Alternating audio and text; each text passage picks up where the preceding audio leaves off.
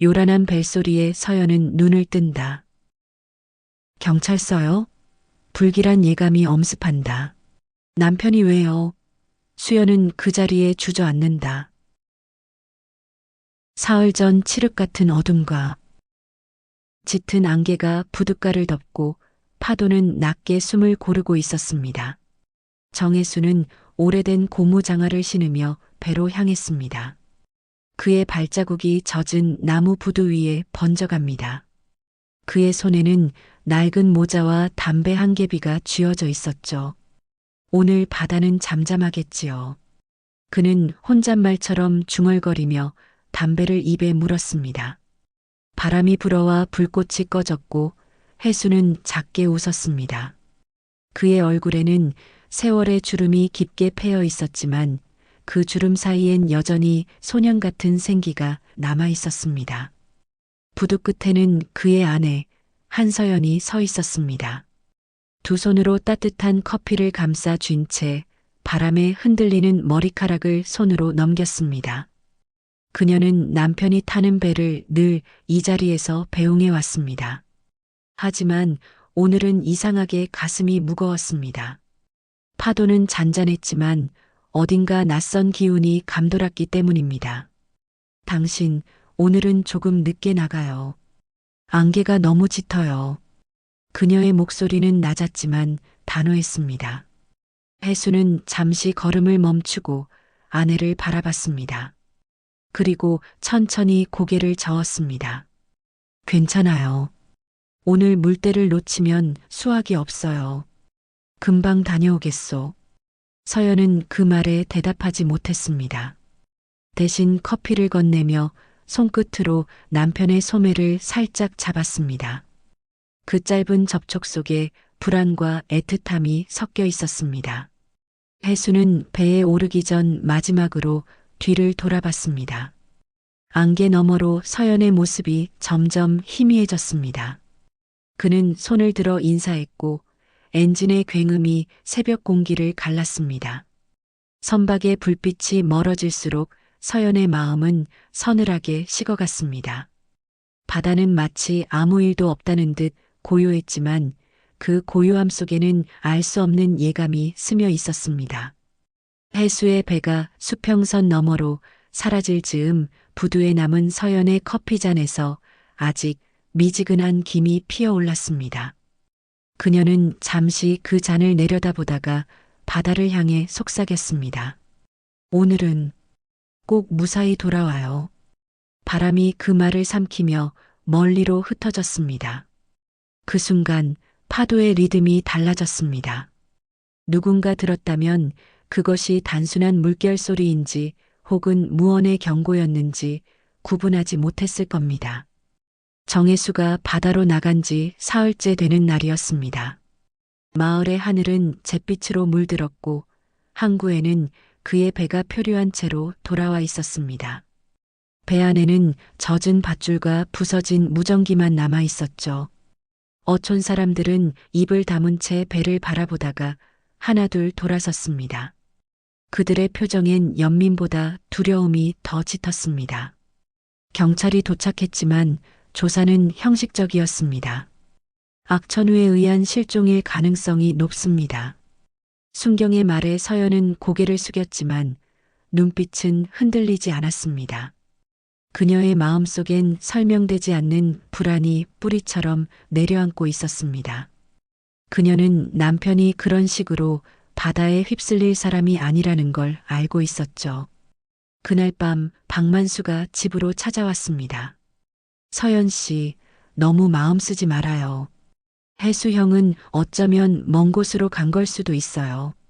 그의 말투는 위로처럼 들렸지만 눈빛은 어딘가 불안하게 흔들렸습니다. 서연은 그의 시선을 피하지 않았습니다. 무슨 뜻이에요? 먼 곳이라니요? 박만수는 대답 대신 담배를 꺼내 물었습니다. 불을 붙이던 그의 손끝이 미세하게 떨리고 있었습니다. 다음 날 서연은 남편의 방을 정리하던 중 작은 노트를 발견했습니다. 거기엔 낯선 배 이름과 숫자, 그리고 날짜들이 적혀 있었습니다. 그녀는 종이를 쥔 채 숨을 멈췄습니다. 마지막 페이지에는 서쪽 해역 계약 완료라는 문장이 희미하게 적혀 있었죠. 그건 남편의 글씨였습니다. 서연은 어촌계 사무실로 찾아가 그 메모를 내밀었습니다. 계장은 불편한 기색을 감추지 못했습니다. 그건 단순한 거래예요. 별일 아니에요. 그의 말이 끝나기도 전에 서연은 단호하게 말을 잘랐습니다. 별일 아닌 게 아니라 남편이 사라졌습니다. 그런데 아무도 이유를 말하지 않아요. 사무실 안의 공기가 갑자기 차가워졌습니다. 계장은 아무 말 없이 문을 열고 밖으로 나갔습니다. 그날 저녁 항구의 불빛이 꺼질 무렵 서연은 부두를 거닐다가 모래 속에서 무언가 반짝이는 걸 보았습니다. 그건 남편이 늘 차고 다니던 낡은 목걸이였습니다. 그녀는 그 목걸이를 손에 쥔 채 눈을 감았습니다. 바람이 세차게 불었고 파도가 갑자기 거세졌습니다. 그 순간 그녀는 알 수 없는 확신을 느꼈습니다. 남편은 단순히 바다에 삼켜진 것이 아니라 누군가에게서 도망치려 했던 것이라고요. 며칠 뒤 마을의 공기는 한층 더 무거워졌습니다. 서연은 매일 새벽 항구를 돌며 남편의 흔적을 찾았습니다. 사람들은 그녀를 피했고 누군가가 지나갈 때마다 낮은 목소리로 수군거렸습니다. 그녀는 그 시선을 외면한 채 묵묵히 발걸음을 옮겼습니다. 바닷바람에 얼굴이 트고 손끝이 갈라졌지만 포기란 단어는 마음에 없었습니다. 그날 오후 서연은 우연히 박만수와 어촌계장이 함께 있는 모습을 봤습니다. 그들은 마을 외곽의 낡은 창고로 향했습니다. 서연은 멀찍이 떨어져 그 뒤를 밟았습니다. 창고 문틈으로 두 사람이 낡은 상자를 옮기고 있는 게 보였습니다. 그 안에는 종이 다발과 선적 서류, 그리고 낡은 금고가 있었습니다. 서연의 심장이 빠르게 뛰었습니다. 그녀는 휴대폰을 꺼내 조심스럽게 촬영 버튼을 눌렀습니다. 박만수가 문 쪽으로 다가오는 순간 그녀는 숨을 죽이고 몸을 웅크렸습니다. 바람이 창문을 흔들며 금소금이 울렸고 두 사람은 순간 고개를 들었습니다. 서연은 그 틈을 놓치지 않고 몸을 돌려 빠르게 자리를 떠났습니다. 다음 날 어촌계 회의가 열렸습니다. 서연은 전날 찍은 영상을 제출하려고 경찰에 연락했지만 담당자는 자리에 없었습니다. 누군가가 신고서를 빼돌린 듯 흔적도 없었습니다. 그녀는 경찰서 앞 벤치에 앉아 한참 동안 손을 움켜쥐었습니다. 그때 휴대폰으로 낯선 번호의 음성 메시지가 도착했습니다. 낮고 거친 남성의 목소리가 흘러나왔습니다. 그만하세요. 바다는 당신 편이 아닙니다. 메시지가 끝나자 서연의 손이 떨렸습니다. 밤이 깊어지자 그녀는 남편의 무전기를 꺼냈습니다. 기계는 낡았지만 불빛은 희미하게 깜빡였습니다. 서연은 재생 버튼을 눌렀습니다. 지직거리는 소리 속에서 남편의 목소리가 잠깐 들렸습니다. 만수 형, 이제 끝내야 해. 그 짧은 문장이 남기고 간 침묵은 너무 길었습니다. 서연은 무전기를 내려놓고 창문 밖을 바라봤습니다. 안개가 깔린 바다 위로 달빛이 희미하게 번지고 있었습니다. 그녀는 속으로 중얼거렸습니다. 끝내야 한다면 내가 끝내야죠. 새벽 3시, 항구에는 아무 불빛도 없었습니다. 서연은 조용히 부두를 걸었습니다. 손에는 남편의 무전기와 노트를 꼭 쥐고 있었습니다. 그녀는 남편이 마지막으로 떠났던 배에 올라탔습니다. 배는 여전히 기름 냄새와 소금기가 뒤섞여 있었죠. 엔진을 켜자 낮은 진동이 바닥을 울렸습니다. 그 순간 그녀는 남편의 숨결이 여전히 이곳에 남아있는 듯한 착각을 느꼈습니다. 당신이 보던 바다를 나도 봐야겠어요.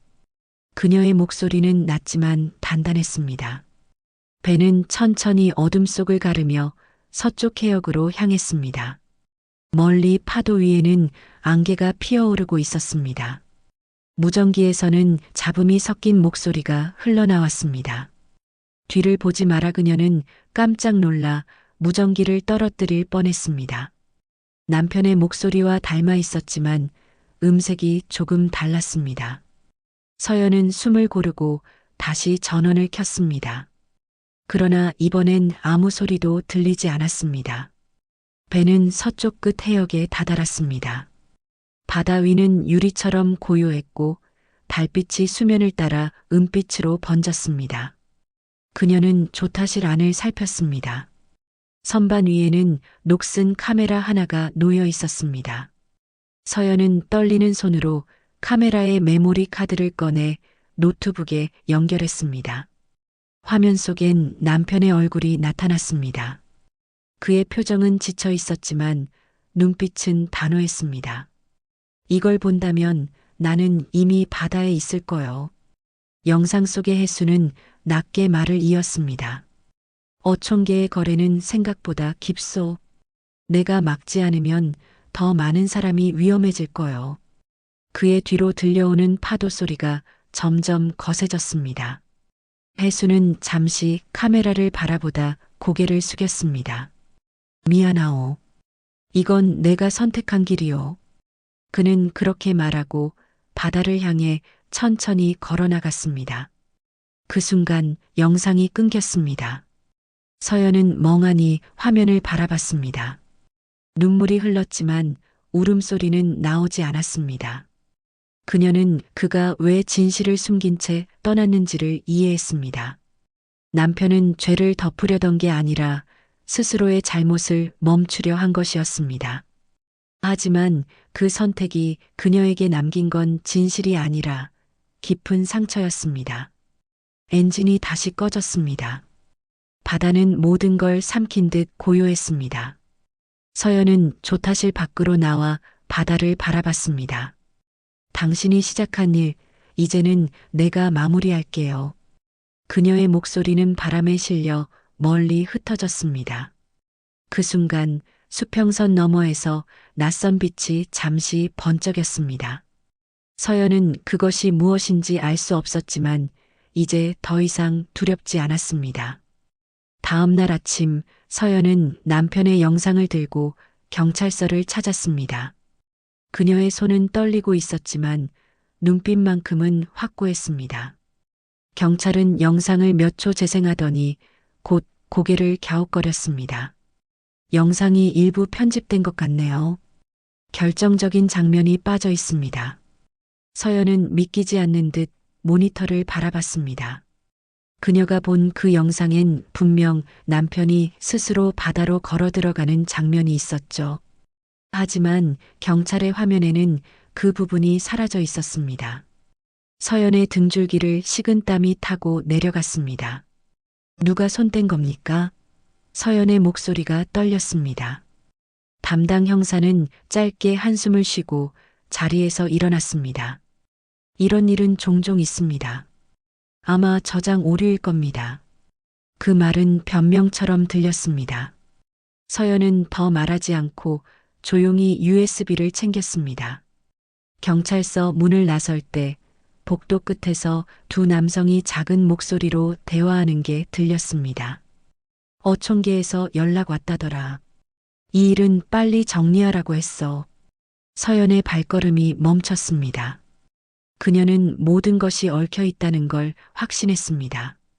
그날 오후 그녀는 기자 한 명을 찾아갔습니다. 도시방송국의 지역 기자 윤태섭이었습니다. 그녀는 모든 자료를 내밀며 조용히 말했습니다. 이건 제 남편의 죽음에 관한 이야기예요. 제발 세상에 알려주세요. 윤 기자는 처음엔 회의적인 표정이었지만 영상을 본 뒤 표정이 바뀌었습니다. 이건 단순한 사고가 아니네요. 하지만 증거가 부족합니다. 그는 조심스레 말을 이었습니다. 만약 이걸 보도하면 마을 사람들뿐 아니라 경찰도 움직일 겁니다. 서연은 고개를 끄덕였습니다. 괜찮아요. 이미 잃을 건 다 잃었어요. 이틀 뒤 뉴스가 방송되었습니다. 서해 어촌계 불법 조업 의혹 내부인 고발 영상 등장. 그러나 방송은 하루 만에 삭제되었습니다. 이유는 명확하지 않았습니다. 방송국은 외부 압력을 받았다고만 말했습니다. 서연은 다시 홀로 남겨졌습니다. 그리고 그날 밤 박만수가 찾아왔습니다. 그의 얼굴엔 깊은 피로와 후회가 묻어 있었습니다. 서연 씨, 그 사람, 혜수 형은 자기가 죄를 덮으려던 게 아니었어요. 서연은 묵묵히 그의 얼굴을 바라봤습니다. 그럼 왜 아무 말도 안 했어요? 박만수는 시선을 떨구며 조용히 대답했습니다. 그가 내게 부탁했어요. 진실을 말하지 말라고. 가족만은 지켜달라고. 그의 눈가에 눈물이 맺혔습니다. 서연은 한참 동안 말이 없었습니다. 그리고 천천히 고개를 끄덕였습니다. 그래요, 이제는 제가 말할게요. 밖에서는 파도가 세차게 부딪히고 있었습니다. 그 소리는 마치 무언가를 감추려는 듯 점점 거세졌습니다. 서연은 창문을 닫지 않았습니다. 바다의 소리를 남편의 마지막 숨결처럼 듣고 싶었기 때문입니다. 그녀의 마음속에서는 여전히 싸움이 끝나지 않았습니다. 진실은 드러났지만 세상은 아무것도 변하지 않았습니다. 그녀는 조용히 속삭였습니다. 그래도 나는 멈추지 않을 거예요. 당신이 지키려던 걸 내가 이어가겠어요. 며칠이 지나자 마을은 다시 평온한 일상으로 돌아갔습니다. 항구에는 어선의 엔진 소리가 울렸고 사람들은 아무 일도 없었던 듯 바다로 향했습니다. 그러나 서연의 집만은 여전히 고요했습니다. 그녀는 창문을 열고 오래된 방파제를 바라봤습니다. 그곳은 남편이 마지막으로 떠난 자리였습니다. 이제 그 자리에선 갈매기들만 느릿하게 날고 있었습니다. 서연은 거실 바닥에 놓인 상자를 열었습니다. 안에는 남편의 항해일지, 녹슨 나침반, 그리고 목걸이가 있었습니다. 그녀는 일지의 마지막 페이지를 조심스레 펼쳤습니다. 진실은 바다처럼 깊고 죄는 파도처럼 되돌아온다. 남편의 글씨는 흔들렸지만 그 안엔 후회의 무게가 담겨 있었습니다. 서연은 손끝으로 글자를 더듬으며 한참 동안 말없이 앉아 있었습니다. 이제야 조금 알겠어요. 당신이 얼마나 두려웠는지요. 그녀의 목소리가 방안을 메웠습니다. 하지만 대답은 돌아오지 않았습니다. 그녀는 일지를 덮고 천천히 일어섰습니다. 짐을 정리하기 위해 방 구석에 낡은 여행 가방을 꺼냈습니다. 옷을 개며 서랍 안을 정리하던 그녀의 손끝에 작은 봉투 하나가 걸렸습니다. 봉투 안에는 바다의 사진 한 장과 짧은 쪽지가 들어 있었습니다. 서연, 언젠가 이 바다가 용서할 날이 올 거요. 글씨는 남편의 것이었습니다. 그녀는 사진을 가만히 바라보다 미소를 지었습니다. 눈물이 고였지만 이번엔 슬픔의 눈물이 아니었습니다. 그녀는 바다로 나가기로 결심했습니다. 가방에 목걸이와 나침반을 넣고 문을 닫았습니다. 햇살이 부두 위에 부서지고 바람이 살짝 머리카락을 스쳤습니다. 이제 그만 놓아드릴게요. 그녀는 그렇게 중얼거리며 파도를 향해 걸었습니다. 방파제 끝에 다다르자 그녀는 목걸이를 손에 쥐었습니다. 목걸이 안쪽에는 혜수의 이름이 흐릿하게 새겨져 있었습니다. 그녀는 그것을 조용히 바다에 던졌습니다. 목걸이는 잠시 햇빛을 받아 반짝이다가 곧 물속으로 가라앉았습니다. 그 순간 바람이 불어왔고 파도는 부드럽게 그녀의 발목을 감쌌습니다. 마치 남편이 마지막 인사를 건네는 듯 했습니다. 서연은 하늘을 올려다봤습니다. 짙은 구름이 걷히며 저 멀리 푸른 빛이 스며들고 있었습니다. 그녀는 눈을 감고 한 걸음 뒤로 물러났습니다. 이제 괜찮아요. 당신이 남긴 건 슬픔이 아니라 길이었어요. 그녀의 말은 잔잔한 파도 속으로 흩어졌습니다.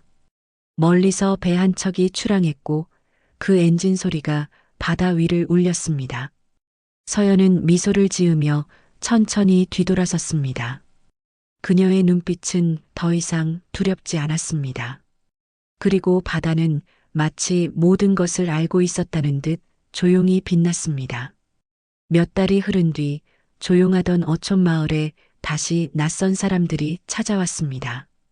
카메라와 장비를 든 다큐 촬영팀이었죠. 그들은 정혜수 선장의 실종 사건을 재조명하겠다며 마을로 들어왔습니다. 마을 사람들은 그들을 곱지 않은 눈빛으로 바라봤습니다. 누군가는 문을 닫았고 누군가는 그냥 고개를 돌렸습니다. 그러나 아무도 진실을 부정하지는 않았습니다. 바다는 여전히 그 자리에 있었고 파도는 예전과 같은 리듬으로 부딪히고 있었습니다. 촬영팀은 서연의 집을 찾아왔습니다. 그 집은 이미 문이 잠겨 있었고 현관에는 먼지가 쌓여 있었습니다. 창문 너머로 보이는 것은 텅 빈 의자와 접혀진 커튼뿐이었습니다. 제작진 중 한 명이 중얼거렸습니다. 정말 이곳에 살던 분이 있었을까요? 다른 이가 대답했습니다. 기록에는 남아 있어요. 한서연, 실종 어부의 아내. 그 순간 창가에 걸린 작은 나침반이 햇빛에 반짝였습니다. 그 빛은 마치 누군가가 여전히 그곳을 지키고 있는 듯 했습니다. 그날 밤 박만수는 마을 외곽의 작은 집에서 혼자 술잔을 기울였습니다. 방 안에는 오래된 카세트 테이프가 한쪽 구석에 놓여 있었습니다. 그는 천천히 그것을 꺼내 재생 버튼을 눌렀습니다. 거친 바람 소리와 함께 남자의 낮은 목소리가 흘러나왔습니다. 만수 형, 부탁하오. 내가 사라져도 진실은 잊지 말아요. 박만수의 손이 멈췄습니다. 그는 잔을 내려놓고 천천히 창밖을 바라봤습니다. 바깥엔 안개가 깔리고 달빛이 수면 위에서 흔들리고 있었습니다. 그의 입술이 미세하게 움직였습니다. 미안하다, 혜수야. 이제야 알겠다. 그는 코트를 집어들고 밖으로 나섰습니다. 바람이 얼굴을 스쳤고 멀리서 파도 소리가 들려왔습니다. 그는 천천히 방파제를 따라 걸었습니다. 마을은 고요했고 오직 바다만이 그를 부르고 있었습니다. 파도는 점점 높아졌고 그 소리가 마치 사람의 목소리처럼 들렸습니다. 만수 형 그는 걸음을 멈추고 눈을 감았습니다. 다음 순간 파도는 그를 삼키듯 밀려왔습니다. 그 자리엔 그의 모자만이 젖은 채 남았습니다. 이튿날 아침 마을 사람들은 바다 위를 바라봤습니다. 안개가 걷히며 수평선 저편에 배 한 척이 떠 있었습니다. 그 배 위에는 두 남자의 그림자가 희미하게 보였습니다. 누군가는 그것이 혜수와 만수라고 속삭였습니다. 하지만 곧 파도의 흔적은 사라졌습니다. 촬영팀의 내레이션이 마지막으로 흐릅니다. 진실은 사라지지 않습니다. 다만 바다가 그것을 품고 있을 뿐입니다. 그리고 바다는 오늘도 묵묵히 숨을 쉬고 있었습니다. 그 깊은 심연 속 어딘가에서 누군가의 이야기가 여전히 이어지고 있었습니다. 파도 소리가 잦아들자 오직 고요만이 남았습니다. 그 고요 속에서 세상은 다시 시작되고 있었습니다.